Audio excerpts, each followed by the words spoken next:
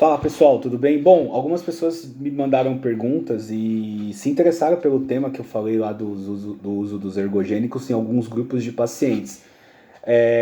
Por exemplo, da oxandrolona e da nandrolona. Bom, eu vou falar aqui rapidamente algumas coisas sobre esses recursos que são o seguinte: o que a gente tem que pensar? Tanto a oxandrolona como a nandrolona, eu não vou falar agora de estrutura química nem nada, mas ambas são esteroides anabólicos. Elas têm indicações, como por exemplo a nandrolona tem indicação para tratamento da osteoporose, né? Mas vamos lá. Quando eu uso isso no paciente, e agora eu estou falando de doença, de paciente, tá? Não estou falando de usar para uso recreativo na academia. Mas eu estou usando no paciente. Isso pode gerar algum problema? Claro que pode, mas a droga ela é segura nesses grupos de pacientes. Por exemplo, em idosos com osteoporose e pacientes HIV, grande queimados, ou DPOC que usem nandrolona ou oxandrolona. Eles têm segurança. Mas claro que não é ausente de efeitos colaterais. Então todo esteroide ele tem um efeito colateral. Quais são os efeitos mais importantes que eles são vistos? Então, o aumento do hematócrito, ele pode ocorrer e ele vai ocorrer. Muitas vezes, com uma dose de testosterona, né, agora eu vou falar de testosterona, mas nandrolona e oxandrolona, por não serem testosteronas, mas elas também podem aumentar o HT, mas quando você usa uma dose desse esteroide, por exemplo, você pode ter um aumento de 4 a 8% do seu hematócrito, com uma dose. E qual seria essa dose? Depende. De testosterona, por exemplo, 250 mg de durateston na semana pode gerar esse aumento. 200 mg de nandrolona pode gerar esse aumento. 30 gramas por dia de oxandrolona também pode gerar esse tipo de aumento de hematócrito. Então o seu hematócrito fica maior, aumentado, você precisa se hidratar mais, precisa avaliar com os exames para ver se esse paciente não precisa fazer sangria e tudo mais, tá? Mas nem todo mundo vai ter esse efeito, tá? De aumento exponencial do hematócrito. Muitas pessoas vão aumentar, mas vão ficar dentro do limite de normalidade.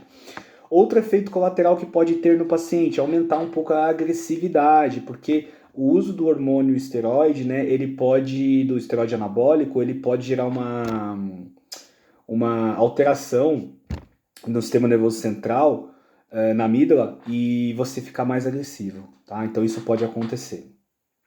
Espinhas também pode acontecer.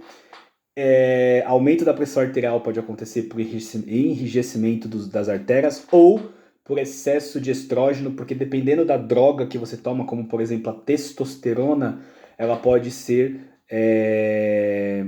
convertida em estrógeno e o excesso de estrógeno pode gerar aumento da pressão arterial.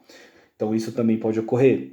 Outro efeito que pode ocorrer, queda de cabelo, por exemplo, a pele ficar mais oleosa, o seu colesterol pode aumentar, o seu perfil lipídico vai piorar, tem uma tendência a cair o HDL e diminuir o LDL. Mesmo com doses terapêuticas, isso pode acontecer ou não, mas quando a gente usa doses acima das doses terapêuticas, isso é muito comum de ocorrer. Então por que usar isso no paciente? Porque um paciente crítico com DPOC ou HIV, por exemplo, eles têm perda de massa muscular e perda óssea importante. E se você coloca esse paciente para fazer atividade física, musculação, exercício com peso, e você utiliza do esteroide anabólico associado com a dieta, esse paciente vai ter ganhos muito mais potenciais do que um paciente que não usa esse tipo de recurso. Claro, não é para todos, o médico vai ter que avaliar se esse paciente não tem nenhuma contraindicação e vai fazer o uso. Muitas pessoas falam, mas por exemplo, usar testosterona, não sei o que, pode gerar câncer de próstata. Calma, gente. O que acontece, isso já foi demonstrado que isso não ocorre. O que ocorre é que o seu exame de próstata, acho que é o PCA, ele vai vir aumentado porque você vai saturar a sua próstata. E ela vai sim aumentar um pouquinho de tamanho, mas nada maléfico. Isso é normal de acontecer com quem usa testosterona, por exemplo. Tá? Então isso não é um câncer, isso é só um aumento por saturação dos receptores naquele local.